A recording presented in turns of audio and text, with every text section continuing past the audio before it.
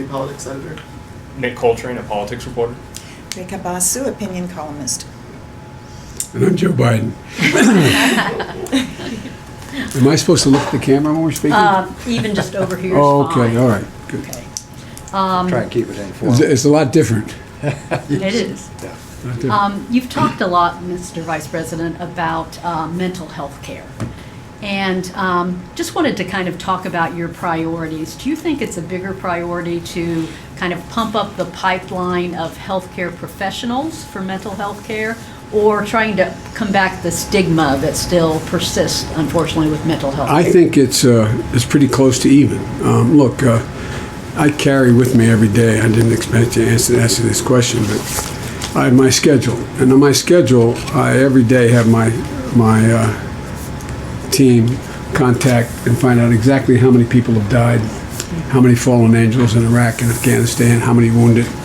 What's not listed on here is 300,000 coming home with post-traumatic stress. We are short a minimum of 37,000 psychiatric nurses. We're in a situation where I visited almost every one of the military hospitals, and the president and I don't want to confuse presidents here, President Obama and I spent a lot of time trying to get people to come forward and make it clear there's not a stigma. As a matter of fact, there's a group that came out of the games, the challenge games that occurred and walked across America. And the whole idea was these are people suffering from post-traumatic stress who were making the cases. We walked part of the country with them, and my wife and I, to demonstrate that is not a stigma. But think about this. You know, you're told as a warrior that you are in fact invincible, and you never complain, you never explain, you don't, it's weakness, and it's totally counterintuitive. But it's not just as it relates to our warriors coming home. There are an awful lot of, for example, one of the reasons why I push so hard for this education plan I have, which starts in tripling the amount of money for preschool, is that for Title I schools, is so many kids can be picked up early on. There's now only one school psychologist for every 1,570 kids in America. It should be closer to 1 to 700. And so the combination of the stigma, which is real, and us working, and I'm going to continue with my wife to work on trying to break the stigma by embracing, bringing people out. That's why we'd have, when we were vice president, every Thanksgiving, every Christmas, we'd have wounded warriors and people suffering from post-traumatic stress at our home. I'd spend Christmas Day, every Christmas, at Walter Reed Hospital with families who were dealing with these problems. And it's almost, but even if we had broken down the stigma completely, we're in desperate need of more psychiatric nurses and psychiatrists, as well as centers, places where people can go where they feel they could get some help, to get community centers that are healthcare centers that focus on psychiatric needs. And lastly, I'll say, you know, better, I know you all know, I feel like I'm saying things that are unnecessary, but that you have more people dying of suicide in the military today, and if they're active duty or retired, than are being killed in all the wars. And we've got to do something about it. We've got to deal with it. And the first thing is getting people in the military, I'm dealing with the VA, getting them to talk to their soldiers and sailors and Marines and airmen, etc., about, you seek help, you have these bad dreams, you have these concerns. It's not a weakness, it's strength to go get help. But it's a multifaceted problem, but it's real, it's serious. How do you address that workforce shortage, though? Not just for the VA, you know, the mental health, but just the workforce shortage? Well, first of all, one of the things we could do is a significant number of these nurses can be trained at community colleges, don't need 4-year degrees. Now, the psychiatric nurses do need 4-year degrees. And my wife continues to teach an awful lot of nurse practitioners and nurse students as a community college professor, number one. Number two, we have to increase salaries too, because the nurses do not get paid what they should be paid. And it's the same way, the two professions I think are most critical here are nurses and teachers. They're underpaid significantly, but there's no two more consequential professions. And so it's a matter of a president and administration actively seeking, going out and making the case in communities where terrible things happen, to go into the communities, talk about it, say how it can change, how we can get more people engaged and involved. And it relates, and it's also, but as I travel through rural Iowa and rural America, it's also an increasing problem in rural communities because there are no, I shouldn't say no, there are very few hospitals, there are very few psychiatric facilities available for people. And there's a real reluctance for that farmer to say, I'm having a real problem, I got a real problem, I got to get help. And so, ironically, it can even be tougher with regard to people in rural America than it is for people in urban America. And lastly, I'd say that, one of the things that I've done a lot of work on over my career as chairman of the judiciary is drug policy. And one of the things that we're learning is mental disease does not cause, drugs don't cause the mental problem. Mental disease causes drug problems. So we have the opportunity to make the case to ordinary people who think they don't have any problem at all, why it's in their interest to spend more money, to take money from other tax breaks. If we can take care of racehorses, why the hell can't we spend more money? I sincerely mean it. But we don't usually make the arguments the right way, in my view. I think as national figures, we talk about it not in terms of, it's sort of complicated English as opposed to plain English.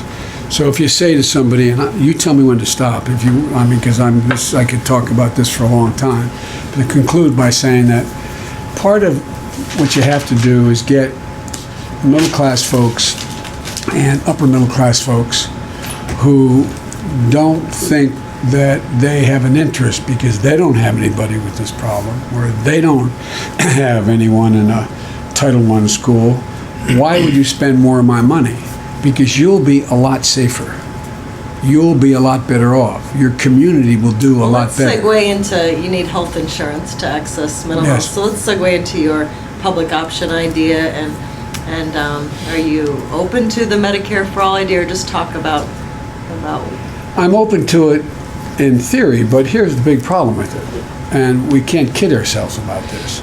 Number one, it's going to cost, no matter what anybody says, somewhere between $30 and $40 trillion over 10 years. Okay? Now, I know we're going to eliminate all this paraphernalia that relates to the insurance companies and how much they make and all. That all sounds really great. But where do you find anywhere between $30 and $40 trillion over 10 years? That's more than every single solitary amount of money we spend in the federal government on a yearly basis per year. So I understand and people say, well, other countries have done it. Other countries started from a very different base, a whole lot of reasons. But the second thing I worry about, all those who support it all acknowledge it's going to take somewhere between 4 and 10 years for it to happen. And so I love all these constructs now we're We'll talk about your public option, why that's okay. better. How's that going to work? Well, the way it works is it's kind of what Brock and I wanted to do the first time. There just wasn't the there. It was hard enough. You remember, we got one of my jobs and spent an awful lot of time in the House and Senate floor getting all Democrats to vote for it. And it was just too heavy a lift to get it done. But what it does is that anyone who, in fact, has in private insurance now, and about 160 million people seem to like their employer-based health care. Now, and I always get told, well, is this like you promise you can keep it? Brock said you could see your doc. Totally different. If, in fact, you like what you have and your company keeps it, then you should be able to choose what you want to do. Do you want to go into into a healthcare system that is Medicare for all, or do you want to have a choice to decide whether you want to buy into a system that, in fact, is different than the one you're in the Biden plan? And so what happens is that the more people, it's kind of interesting how intense the insurance industry is against my plan. Everybody, my opponents say, well, the insurance company likes the Biden plan. Well, no one else is having between $12 and $14 million spent against them in negative ads run by the president, and the bulk of those are insurance companies. And so what you have is, what I do is, and mine costs a lot of money. It costs about $750 billion over 10 years, as opposed to 30 trillion, but 750 is a lot of money. So what we do is we make the goal plan available to people, that you're not going to pay more than $1,000 deductible if you want to buy into that plan. And because we subsidize entry into the plans more heavily than exists now, number one. Number two, we provide a public option, which is a Medicare-like proposal, that if in fact you qualify for Medicaid and you are not on it, you don't qualify, like in this state, your great governor has done incredible things, or the former governor, with Medicaid, Medicare, Medicaid, and Medicaid. You can in fact buy into you're automatically enrolled in the public option plan, the Medicare-like plan. If you have insurance, but you don't like it, you can also buy in, but you have to buy into that plan, buy into the Medicare, the Medicaid, the public option. Or you can buy into one of the other proposals. And we'll cover everybody. Everybody, if you are listed as a recipient of anything from food stamps to what used to be called food stamps, to any other public option, or public federal program for the poor, you'd automatically be enrolled in the public option that we're proposing. And what it will do, I think, is have two effects. One, it will drive down cost, because that's what's happening already, by the way, with these, as things have changed. But two, it will, in fact, probably over time increase the number of people who choose that option to buy into it, and get us more on a more rational basis to people being able to choose between them as that option grows bigger, keep what they have in terms of their private employment, and or move to that option. And the combination of the two, experts that looked at my plan say would ultimately drive down cost as well. So why didn't Congress put that together with the Affordable Care Act? Hey man, do you know how hard I worked to just get the votes for the Affordable Care Act? Come on, so man. it's your fault? Is that... Are you kidding me? That was touch and go. We didn't get a single Republican vote, for Lord's sake. And was that the insurance industry that killed that? Well, it's Republicans. I'm sure it's the insurance industry. I'm sure it's others. But the bottom line is, if you notice, the Republicans have not been particularly strong on health care, except their own. And so it was a real lift. 5 presidents have tried something like this. And I know Barack gets banged around, why didn't he do more? I think he did a hell of a job getting it done. I mean, it was a heavy, heavy, heavy lift. And, there's things we would have liked to done on other things, like Dodd-Frank, the Kaufman Amendment. The guy took my seat. But my Lord, to go back and, reinstate Glass-Steagall when we barely, I had to go and find 3 Republicans to vote for Dodd-Frank. My generic point is, most of these things were at a time when this was really, really razor thin. And so from the beginning, the thought was, if we had 4 more years, but that would have been the first term, we'd be pushing something very close to this now, because things have changed. It's amazing. I used to say to the president, to Barack, that, you ought to take a victory lap, talk about this. Remember, I got in trouble for saying fireside chat, and there goes another gaffe by Biden, fireside chat. Well, everybody knew what the hell I meant. He should go out and explain what just had happened. And he said, no, we don't have time for a victory lap. We have too much to do. Well, look what happened. We lost the House after this, and people attributed some of it to the Affordable Care Act.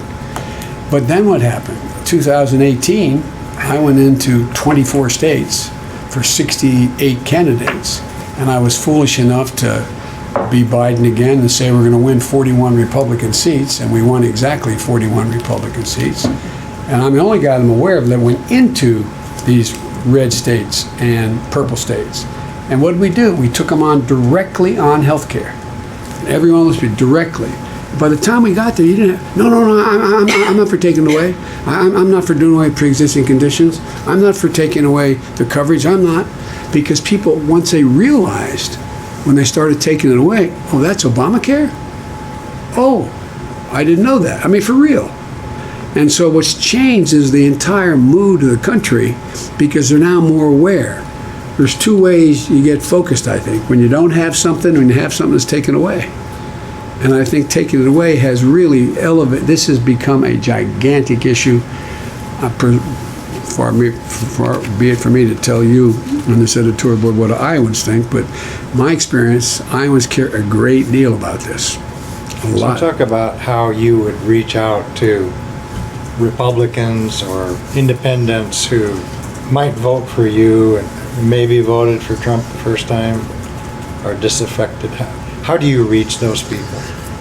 Well, you know, I have, you know, it's not been used as a compliment, but I'm, you know, middle class Joe. He's not that sophisticated, speaks in normal terms, that kind of thing. Well, I've always won those places. I've always won in places that are where you have moderate Republicans, independents, Democrats. I mean, just people who are high school degrees, who bust their neck. It's because I believe with every fiber in my being, and I really mean it, that my dad used to always say, everybody's entitled to be treated with dignity. Not a joke. Not a joke. Ask any of your reporters. Ever see me walk by anybody in the street and I'd say hi to them? Or somebody begging for money? I haven't any money, but, you know, I mean, just treat people with dignity. It's one of the things when I talk about restoring the soul of the country. We don't really acknowledge other people and what they do, and they're scared. This fourth industrial revolution is real. One of the most difficult speeches I ever had to make intellectually. I went and spoke as vice president the last year, maybe it was the second last year, to the World Economic Forum, and Klaus Schwab asked me if I'd make a speech on the fourth industrial revolution. Will there be a middle class? It's a thoroughly legitimate question. Thoroughly legitimate question.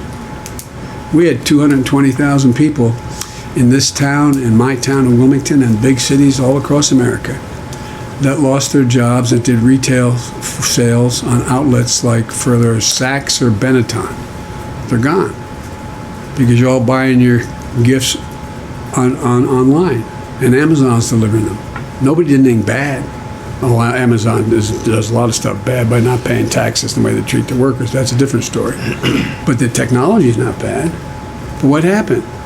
And so people are frightened. I mean, go back to your old neighborhoods. Ask people. You know, they have a good middle-class job now. Well, what do you think? You know, I mean, truckers, guys I grew up with back in Claymont, Delaware, ran into one a couple years ago. And he comes up and goes, "Joey, baby," grabs my cheek and said, "How you doing?" I wouldn't have recognized, but the Secret Service was going to shoot him. But anyway, I said, "How you doing? You still driving?" He said, No. Only guys like you never work, Joey, can continue to drive. I mean, to work. Because you never worked before, kidding me." And I said, "How's your son?" He said, "He's worried, Joey." Independent trucker. Well, guess what? We don't treat these people with respect. We think they don't listen to the news. Guess what? Every trucker out there, whether they have an 8th grade education or high school education, knows they're likely not to have a job in the next 3, 4, 5 years. So how do you address that as When president? you address that, you've got to provide alternatives. And what you do is you have to, and this is the hard part, you got to go and say, but there are a lot of jobs out there. But you're going to have to go back and be retrained. Imagine if you didn't like school to begin with, being told at 50 years old, you're going to go back because the average salary, those people lost those retail jobs with 50 grand apiece, and average age 49. And so you got to go back. So when the president asked me, the president used to love to turn to me in those States of the Union saying, "Joe is going to do." He never told me ahead of time. He thought that, no, you think I'm joking. He thought that was really great. Sheriff Joe's going to handle $900 billion Recovery Act. And Sheriff Joe's going to do analysis on jobs in the future. Well, there's a lot of jobs out there. We're short on people with the training. Photovoltaic machinery, how to build, how to construct, everything from shingles that are solar shingles to solar panels. Well, guess what? And even some of the folks who share my liberal views in the Senate thought, well, I'll give you an example. When they decided, the president asked me to get Detroit off its back. I mean, literally said, you have Detroit. And the good news was when he gave me authority, he gave me the authority to do whatever I could hire, fire, I could task anyone in the administration. And I went up and we finally got Detroit by finding a lot of things that they hadn't taken advantage of that were available, et cetera. They got back up on their feet, and guess what? Because of the exits that occurred, black, white, Hispanic, Asian, everybody who knew how to program had left the town. They could not turn on the streetlights. They didn't know how to run the sewer system because they couldn't program.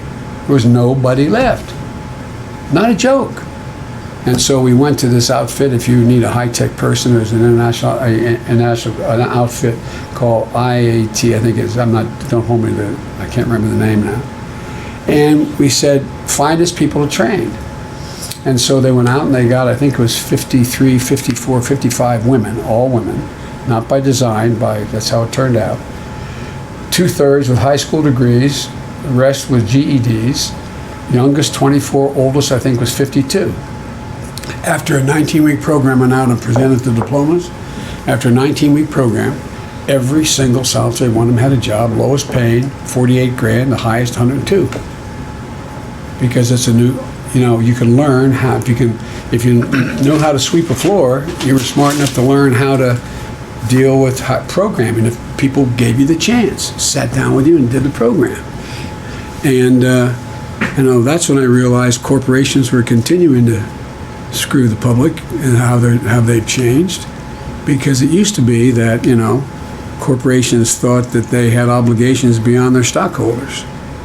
But not anymore. You would have thought that, although Milton Friedman has passed away, you would have thought he's still alive and well. His argument was you only have one obligation as a CEO. That's your stockholders.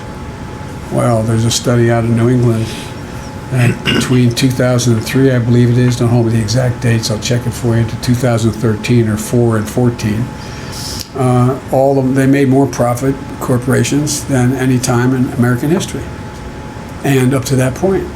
And what did they do? They took 56% of it and bought back their stock. I think it was 37%. They gave it in dividends, and then 9% left for everything. Training, investment, research, development, expansion. Is there anything Trump has done or actions he's taken, or things that you agree with? Or? Usually when he doesn't say anything. No, I mean, a little smart. I mean, look, there's some things that he's done that seem to be one-offs from what his whole policy is. Like, for example, he talked about wanting to, I believe it was, get more nurses in the VA, put more money in the VA.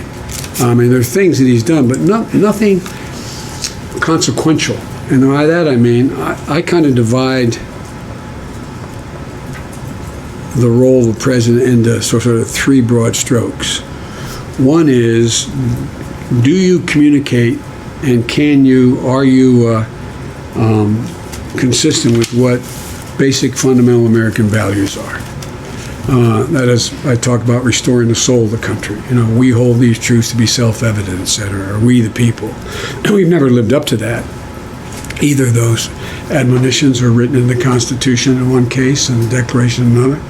But we've never walked away from before. This guy's completely walked away from that commitment. He has divided the country deliberately, and he has moved in directions that are just have emboldened people. Hate. I was mistaken, and I've been mistaken in a lot of things, but one thing I was mistaken, and I thought that coming out of the civil rights movement, that when we got to the point where we actually begin to see everything from an African-American president to greater representation across the board to boardrooms, et cetera, that we're making progress. But, hate never goes away. It just hides.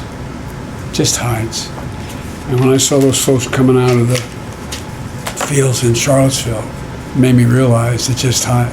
Because I just 7 years earlier had my 2 boys and my daughter on a platform waiting for a black man to come from Philadelphia 27 miles to pick me up in the city. I said, look to your right and look to your left. This was burned to the ground. It's why I became a public defender.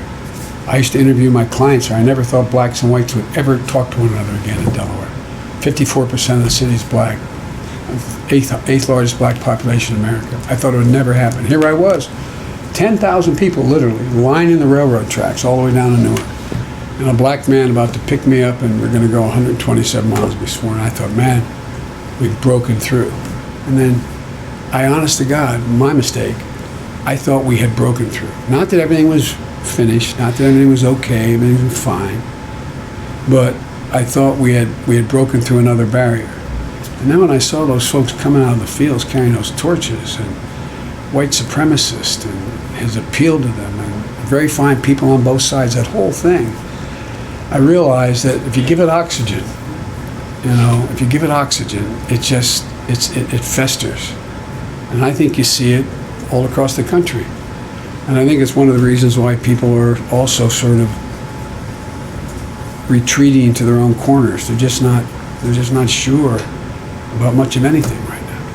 I'd like you to follow up on the thought about, you said 3 broad strokes. The second one is that I think, and I know I get criticized for this, but I think we have to be able to elect someone who is able to, has a record of being able to get things done, being able to talk to the people and get things done.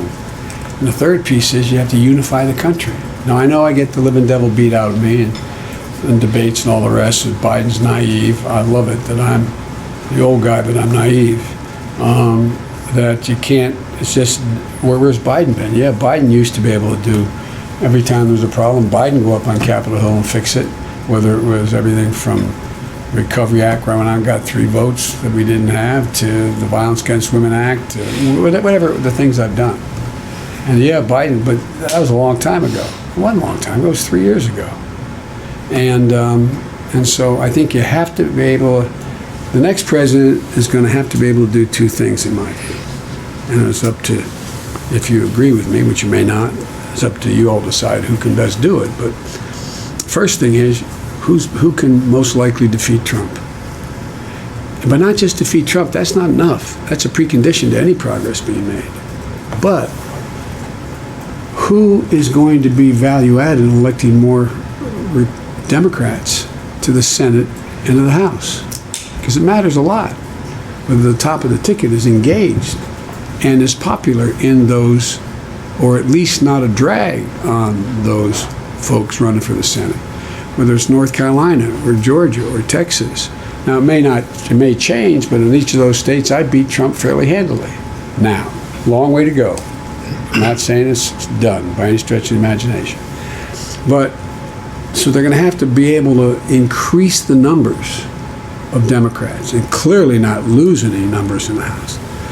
The second thing, that's all part of beating Trump and bringing along a Democratic Congress. Every significant moment of change, inflection point in American history, has been a president who has also brought along a majority whether it's Roosevelt or Johnson, brought along significant numbers of like-minded people to get some breakthrough things done.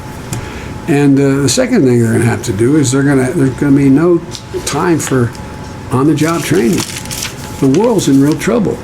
I've spent a lot of my life on dealing with national security. And I still, I haven't of late in the last 4 months, travel the world. And everywhere I go, we're in real trouble. Our leadership, as my wife would say, you can Google it. Take a look at the Gallup poll in last February showing that, asking who are the leaders you most look to. You have Xi Jinping ahead of Donald Trump. and Trump's just above Vladimir Putin. I mean, look what's happening in our alliances. And I know people say, well, Joe, you want to keep NATO strong and together, you want to deal with the Pacific and reestablishing a relationship that is a coherent relationship between South Korea, Japan, Indonesia, Australia, etc. That's why I was in charge of that effort when we were there. And they say, well, it's all about war. No, it's about preventing war. The way you prevent wars is not to station 150, 200,000 combat troops. You put together small groups of special forces that are able to put together 60, 70 nations together that can, in fact, deal with stateless actors and failed states. That's where the future lies for us. That's where we're going to be hurt. And everything that the president has done nothing but embrace thugs and and bullies, and poke a finger in the eye of our allies. You know, he treats NATO like it's a protection racket. If you don't do more, we're not going to keep our sacred obligation. For real. And it's really, really, really, really important. There's nothing more consequential, from trade to the economy to our physical safety. Let's stay with foreign policy for Sure. a while.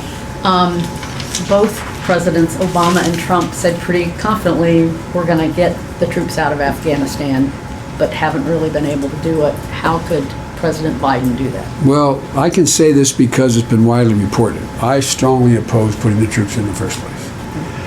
And secondly, President Obama was completely transparent about what he did. When you read the Washington Post, President Obama did not hide anything. We had a running battle with the Pentagon, and particularly with General Petraeus. If you go back and look at a smart guy, our Secretary of Defense at the time, now back in Texas, talking about, the reason he thought Biden was wrong and everything because he convinced the president not to trust the Pentagon. I wasn't not to trust the Pentagon. I asked tough questions. I've done it my whole life. That's what I've done. The Intelligence Committee for 15, I just spent a lot of time there. And so there's a line in this book where he talks about, Gates talks about how the Trump, that Obama thought that he didn't even support his own policy because he was going after Petraeus. Well, the military came along and said, here's what we're going to do. We're going to unite this nation and nation build. And I argued from the very beginning, there's no nation building. There's been no nation building there for 5 centuries. 5 centuries. I went the president asked me to go over to Afghanistan. I'd been there a number of times before, but go to Afghanistan after we got elected to come back with an assessment of the status of what was going on. And I asked Chuck Hagel to come along. He wasn't the secretary then. And I asked the later Secretary of State to come along with me, John Kerry. And we were up in the upper Konar Valley, about 13,000 feet. And if you've ever flown over the Sawtooth Mountains in Idaho, this makes them look like they're not a saw. These are very jagged peaks. And we ran into a snowstorm and had to touch down in an area where when our helicopter landed, literally, there's photographs of it so I can say it now, where the blades were hanging over the precipice on either side. One side they said was 2,000 feet down, the other was 4,000 feet down. And I looked across, and I'm standing there, we're in the wash of the helicopter. Confirmation we're alive, from a F-15 slammer. And I'm looking across, and General Rodriguez, who later became the 4-star, was with us as well. And there was a sniper with us. And I saw in the distance, like a row of people looked like they're standing on a goat path along a mountain, the side of the mountain. And I looked at the guy we were with. He was, I believe, Marine. I'm not positive of that. And I said, could they get us from here? And he picked up. I said, no. I didn't mean to shoot him. He said, no, I'm just checking. I said, 9/10 of a mile. He said, no, but I could them. I said, no. And I'm looking, and I give my word to this. I'm looking at 1 o'clock for the first person. I'm going around. When I got around to about 3 o'clock, there was this little tiny hut you could see, a village, in this little, almost looked like a cavern. without a roof on. I mean, it was a little bowl, and it looked like an adobe hut. You could see smoke coming out of these huts, and it was a village. Now, we're only 17 clicks from Bagram Air Force Base. It would take them 6 months to get there. Not really. It would take them a month to get there. The idea you're going to spend $45 billion a year to unite that country? Pashtun? More Pashtun in Pakistan than in Afghanistan. The last thing the Pakistanis want is us to arm the Pashtun in Pakistan. I mean, in Iraq. Excuse me, in Afghanistan. And what's going on? So I came back and reported there was no policy and that we should not be engaged in nation building. Now, the military made a hard push saying they could do this. It was doable and laid it all out. And the president decided, he split the difference. He said, okay, look, we're going to do it. I'll give you half of what you're asking for in terms of the total number of troops, roughly half. And I want a time. Within a year, you draw them all down. If it's not working, you got to let me know. Otherwise, I'm going to go with Joe's proposal. My proposal was to have fewer than 10,000 people there who were engaged in dealing with counterterrorism, not a counterinsurgency strategy, which is to build a nation, but counterterrorism. So they couldn't come out of the Kunar Valley or anywhere with another attack on the United States, etc. And so it was a battle from that point on. But I vouch for the president. He did not mislead anybody, but I don't know that it was an intentional misleading by the military, but I was the bastard of the family picnic. I was always saying, no, you just said such and such. You realize 4/5 of those people can't read, and you're telling me how you give them the manuals. Or do you realize you've said this, and they're up against the Akani network, and and so on. So that's how it all. But the president got it down to 10,000 people when he left. Down to 10,000. It was at a counterterrorism position by the time he left office. And now Trump's got it back up to 12 and keep moving with no plan. At the very least, some of the recent Washington Post reporting indicates that there were exaggerations by the military. Sure there were. Or misleading information. I mean, would you combat that in a Well, I Biden did, administration? because I had been around a long time. And so I think some of the finest people I ever met are in the military. If I had to name the 10 most impressive people I've met in government, 3 weren't wearing a uniform. But you combat it by challenging it. And remember, the president was in a position where this was right after 9/11. This was a point where everything was all up in the air. And so he got and he had the Secretary of Defense and others making the case that it was working. But I was in and out of there, and I concluded it wasn't working. The idea that we're digging wells in a province that is almost in Iran, and that somehow we're going to get some kind of coherence between that and what down along, as you seem to know a lot about this, down along the border in the southern part of Pakistan, there is it's a no man's land. And so anyway, it was just outright confusion, and I guess I was the most skeptical and kept pushing and pushing and pushing, and the president moved as the facts became clearer and clearer. They'd say, okay, by such and such a date, such and such will happen. Well, I was the guy over there in Bagram negotiating with the leadership and coming back and saying, these guys are totally corrupt. Well, no, the military says they're ready to work because they understand they're going to do. And I don't think it was, look, the one thing I've learned a long, long time ago is you say to a military person, man or woman, can you take that mountain? Yeah, yes, sir. I can take it. It's very seldom I'm not sure we can do that. I don't know. There's this notion that, we can do this. And I argued that, and I still argue, and that's why if I'm your president next, they're all getting out of there, except that very small contingent to be able to make sure that we can respond quickly with aircraft to any attack and any knowledge of an attack is going to take place. But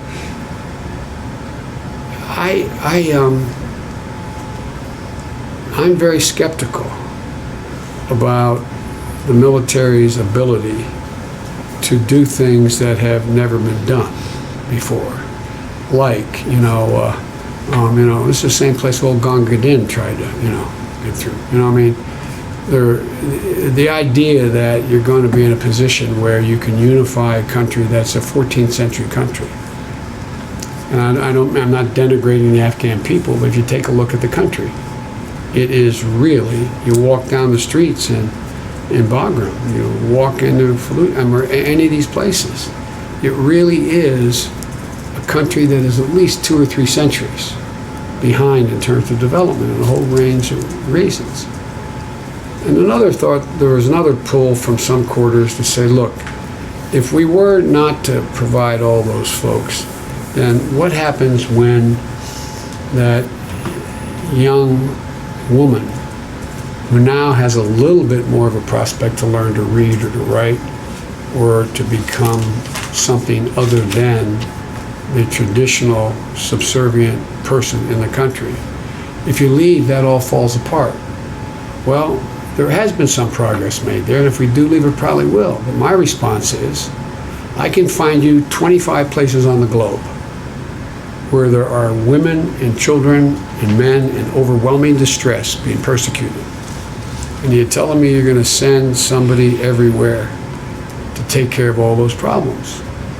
You have to nation build in a much broader way than doing that. And so there was some legitimate, there was some real concern that if the president did not provide that first tranche, and it was a real big number they initially asked for, that first tranche, that you're going to leave an awful lot of people subject to the Taliban in a way where they're really victimized based on gender, based on religion, based on a whole range of things. And it's true. But my argument was, I don't think there's enough horsepower. And I used to get kidded by the president and others for saying, as my dad would say, if everything's equally important to you, nothing's important to you. And I argued the threat was going to come from the Gulf area. The threat was going to come from the Mediterranean. That's where we're going to have a real threat.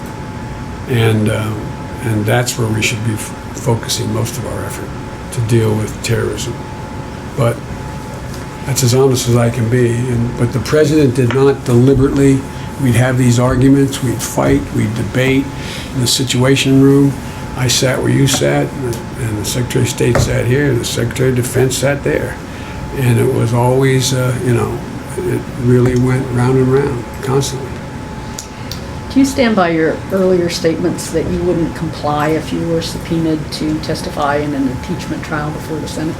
Correct. And the reason I wouldn't is because it's all designed to deal with Trump doing what he's done his whole life, trying to take the focus off him. The issue is not what I did. Not a single person, not one single person, even that thug Giuliani and his compatriots, have said I did anything other than my job. Every one of the people in the sworn testimony who worked for him said Biden did his job and he did it well. This is all about a diversion. And we play his game all the time. He's done it his whole career. He's done it his whole career. And I'm very proud of the job I did. I never moved off of dealing with corruption there. Every single person thought that Prosecutor General should be fired, from the IMF to all our European partners and the people in the administration. But this is a technique he uses all the time. He's a chronic liar. Doesn't that position you as if you're defying a subpoena, putting yourself above the law? Well, look, the grounds for them to call me would be overwhelmingly specious. But so I don't anticipate that happening anyway. But what it would do if I went, let's say I voluntarily just said, let me go make my case. What are you going to cover? You guys, instead of focusing, you're going to cover for 3 weeks anything I said. And he's going to get away. You guys buy into it all the time. Not a joke. Think about it. As we say in my church, examine your conscience. Doesn't mean I shouldn't testify if you thought I should, but think what it's about. It's all about what he does all the time, his entire career. Take the focus off.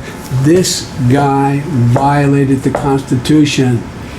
He said it in the driveway of the White House. He acknowledged he asked for help. Don't you find it fascinating? This is the only president that thinks that, I've learned 3 things. One, Vladimir Putin doesn't want me to be president. That's why he spent millions of bucks and all these thousands of bots that were finally taken down on by Facebook. Totally live. People's pictures. I saw one where they pick a voter and they put the picture up. The voter didn't know they were being picked. And saying some outrageous thing about Biden. Well, even Facebook took them down because they're alive. And then I found out that Kim Jong-un thinks I'm a rabid dog should be beaten to death with a stick. That's the official news agency's proposal. And Donald Trump doesn't want to run against me. Who the hell else has spent $12 to $14 million running negative ads? What's your confidence factor that there'll be no foreign interference in the 2020 election? Low. Very little confidence.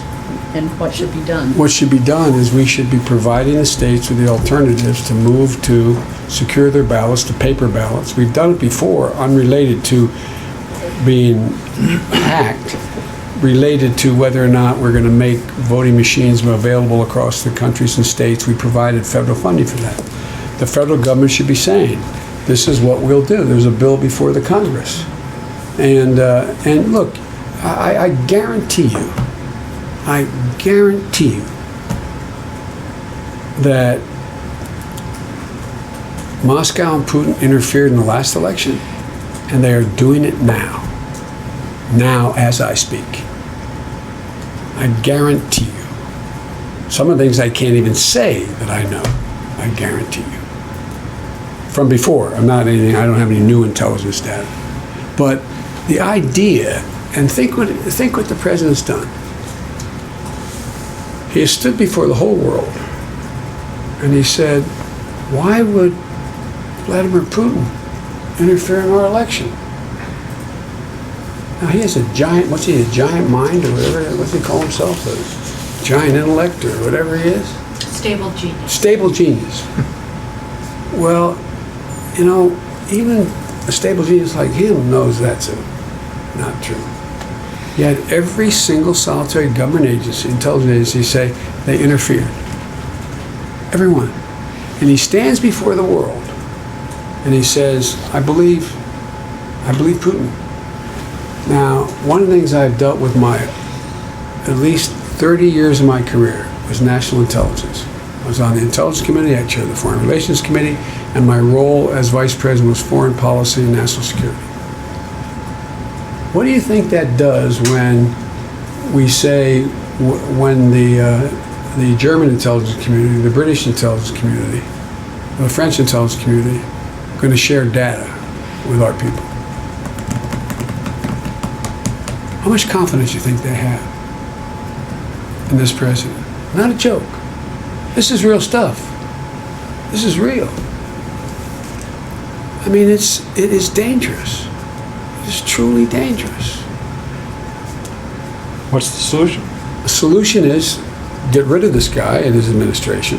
And by the way, I spent a lot of time, for real, talking to former military, not former, generals and high-ranking military personnel who work with us, urging them to stay with Trump. Foreign policy experts urging them to stay with Trump. Because everybody knew he didn't have any basis. He didn't have anybody around him. When you've got guys, generals, who have come forward and written op-ed pieces who are just hard-nosed, I'd be surprised they ever voted for a Democrat, writing excoriating columns about how dangerous Trump is. I mean, you have McCraven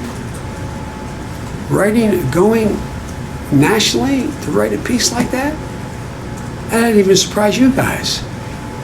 It was like, whoa, what's going on here? And so they all, one by one, had to leave. They couldn't do it anymore. They could not do it anymore. Would you use an executive order to help Dreamers to restore DACA? Yes. I would can you do talk more than about- that. I would do more than that. Look, again, I think there's a confluence of a whole, this is more than you want to know, I guess. There's a confluence of a whole lot of streams that are undermining our credibility in the world and at home. You know, everybody knows we have the most powerful military in the history of the world. But we've led, especially the last 70 years, not by the example of our power, but the power of our example. That's what's brought the world together, the power of our example, who we are. And that's not hyperbole to use the word a third time. It's real. And it's being shattered, totally shattered. And people look at what's happening around the world. They look at what's going on in this hemisphere. You know, ripping babies from the arms of their moms, locking people up in cages, and doing things that are just absolutely, totally contrary to everything. No longer allowing. So if you come that. into office, what are you going to do at the border? I mean, how do you deal with what's going on at the border? What you do at the border is I'm gonna surge asylum officers to the border. I'm gonna eliminate the rule he set up, allowing asylum seekers to cross the border and seek asylum in the United States. They weren't running away, they were staying for their hearings before. I'm going to end the problem of having the people are going to go back to school are ICE agents. We're not going to eliminate ICE, but ICE is going to be retrained. So there are no ICE people, ICE agents standing outside of school or your doctor's office or your home, causing the mental trauma and the physical trauma so many of these kids are going through. My God, they're going to be scarred for their whole lives. And look, we have 24 out of every 100 children in our schools a day is Hispanic. They're our future. What the hell are we doing? What are we doing? And family unification, for me, is going to be the central element of the entirety of my policy with regard to immigration, which it has been before. We're only going to go after people who, in fact, have committed crimes that are felonies or are involved in terror. I'm going to use modern technologies to be able to deal with terror and drugs, terrorists and drugs. They cross at legal points of entry. And we have the capacity to do that. We can essentially drop an x-ray machine on top of a tractor trailer and tell you everything that's in it. Costs a lot of money. Hell of a lot less money than a wall, but it costs a lot of money. Focus on, we can protect the border and be humane at the same time. At the same time. And look, I'm sorry I get a little passionate about this, but words presidents use matter. No matter who the president is, it matters. President's words can make a market rise or fall, can send brave women and men to war, bring peace, or it can breathe oxygen into that hate under the rocks. That's all he's done. Here we are, we're down in the 2018 election. How many times did you see that TV on television, the pictures of people in long lines coming up from Honduras and El Salvador, etc., and the invasion of America? We've got to stop the invasion of America. And, you know, how far is that? Those kind of inflammatory things he says all the time. From that kid going into a parking lot in El Paso and blowing away a group of kids and women and men and saying I'm stopping the Hispanic invasion of Texas. Or this woman who apparently is a bit deranged here in town who ran over an immigrant. It matters. I'm not saying he did it, but it matters. The environment in which If you stand around and if you have children and every day at your dinner table you're using all kinds of profanity, don't be surprised your kid walks out and uses profanity.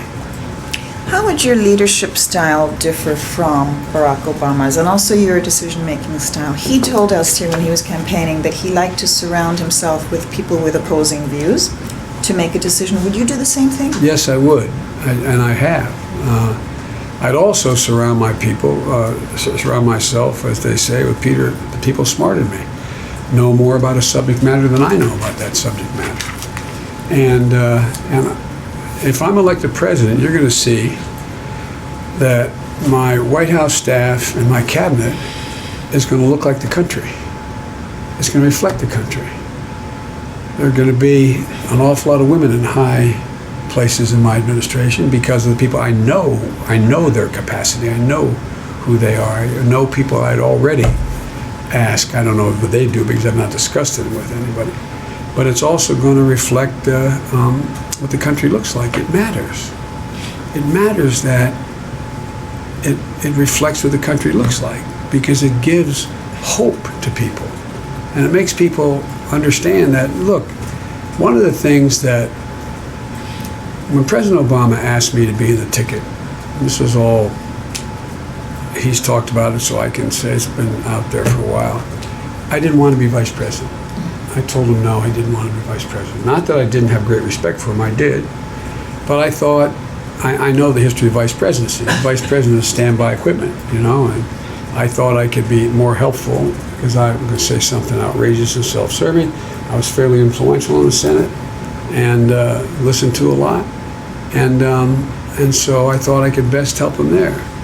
And he came back to me and he asked me a second time, and if he could vet me, began the process. And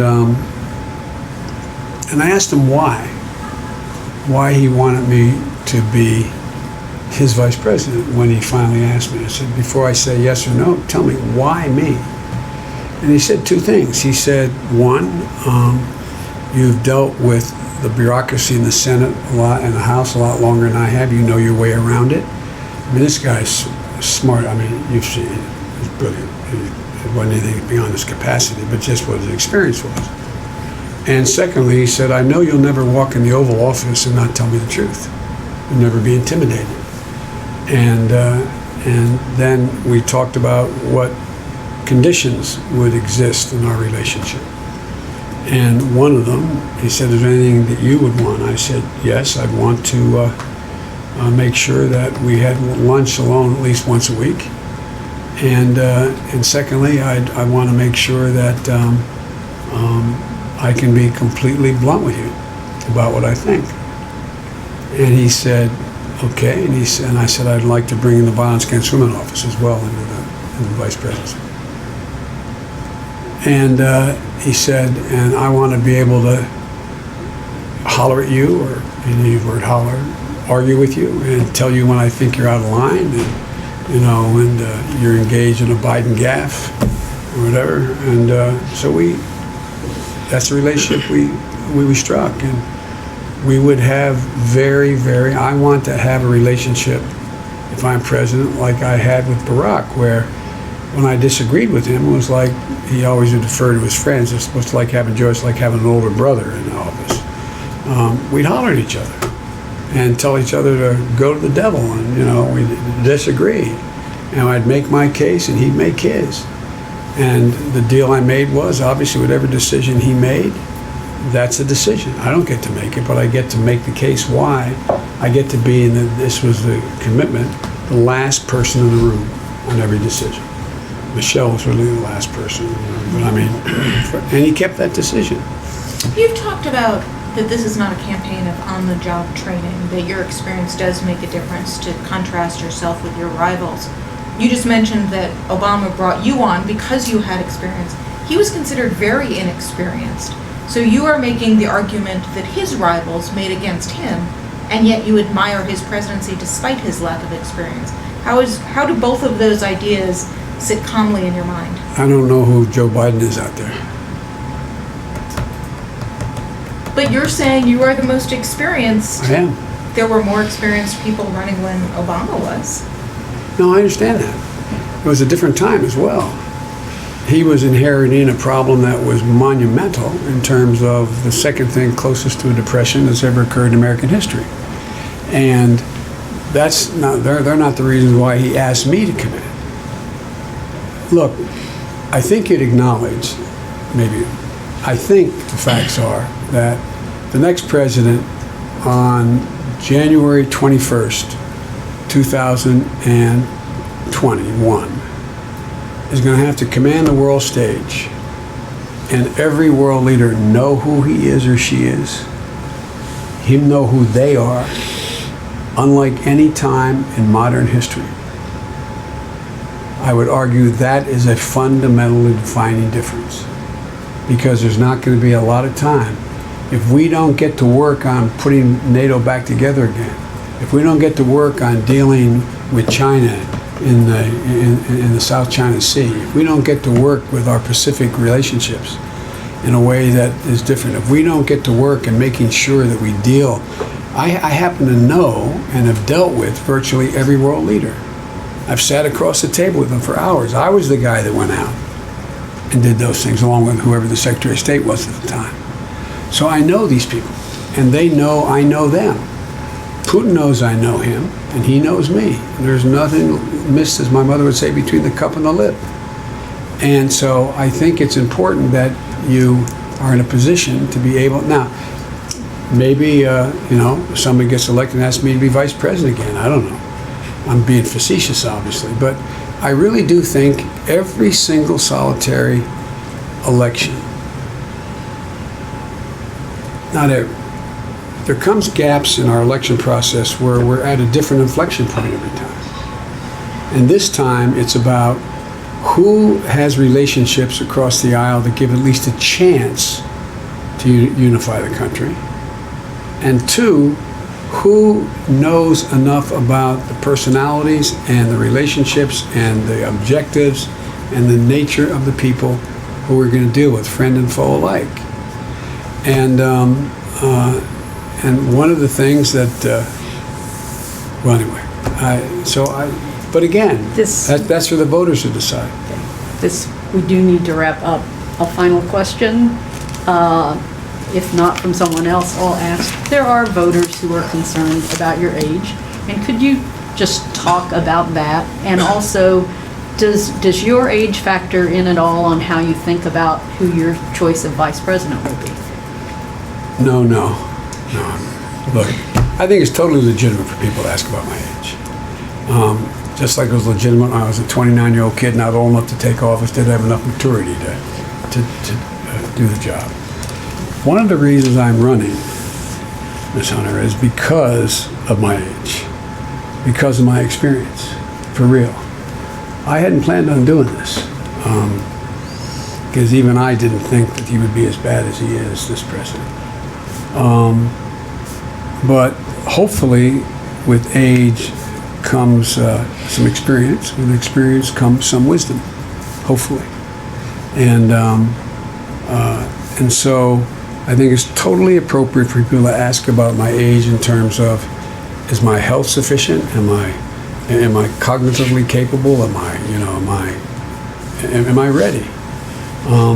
And the only thing I can commit to is that I'll make, as I have already, my health records public.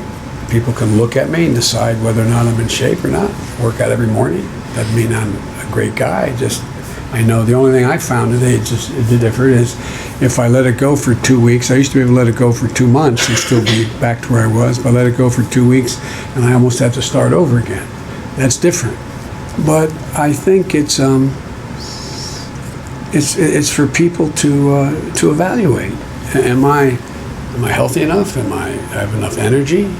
As you notice, most of the time you'll hear staff complaining, not that I say anything, but that I'm doing 16-hour days, and they say, no, and everybody, should slow down. My problem is, again, to quote my dad, he used to say, it's a lucky person who gets up in the morning, for real, he said this, my word is a Bible. Lucky person gets up in the morning, puts both feet in the floor, knows what they're about to do and thinks it still matters. You're lucky. I hope you all feel that way in your jobs. I know I feel that way about mine. And so I think it's totally appropriate for people to look at me, test my energy level, test whatever what they think about whether my age has turned out to be an advantage at this moment or a disadvantage. So I don't know how to answer in any other way.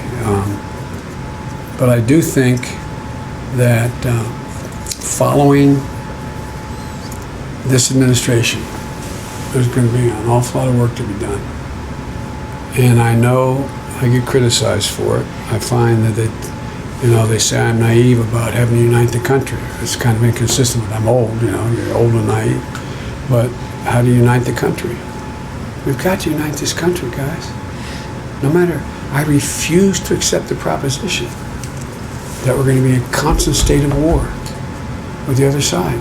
This system cannot function. Hear me? It cannot function that way. It will break. There's nothing guaranteed about democracy. I really give you my word. I never thought I'd ever say this, but our democracy is at risk. Because here, what even some folks on my team talk about. By executive order, I'm going to do the following. Don't have any power to do that by executive order, what they're talking about. No power. But it's what happens when we get to gridlock. It's called the abuse of power. The abuse of presidential power. You see it constantly. And it's because no other resort, last resort. We have a system that was designed and can only function by consensus. And I believe there's still enough area for consensus, especially with him out of the way.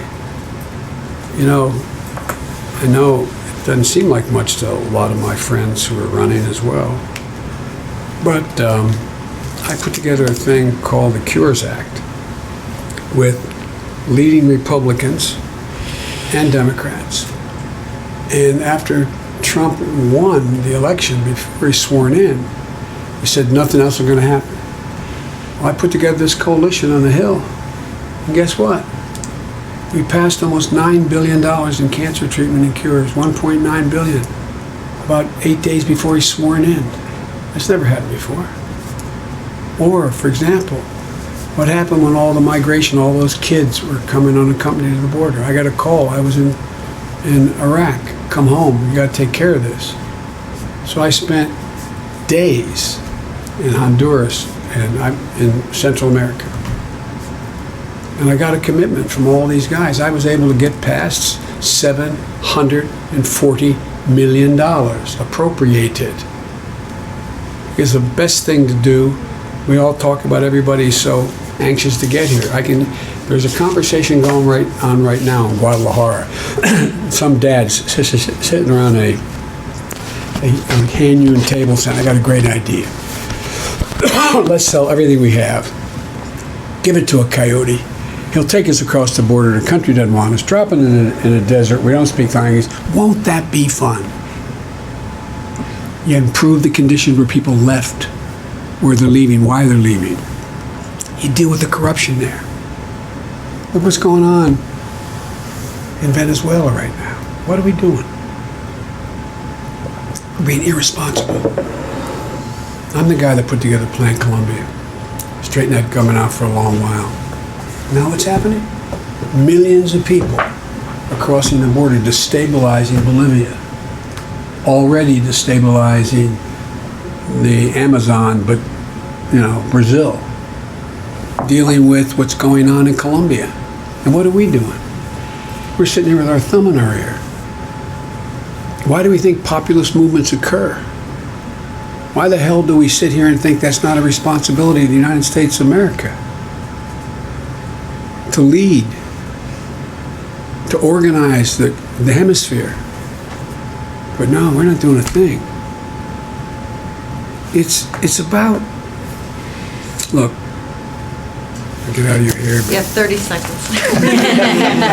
I've never been more optimistic about America's prospects since the time I was a kid, got elected to the Senate. My word. We are so much better positioned than any nation in the world to own the 21st century, to own it. We have more great research universities in America than all the rest of the world combined. Everything that come out of that is owned by the people, not by the government, not by individuals. We're in a situation where we have the most agile venture capitalists in the world.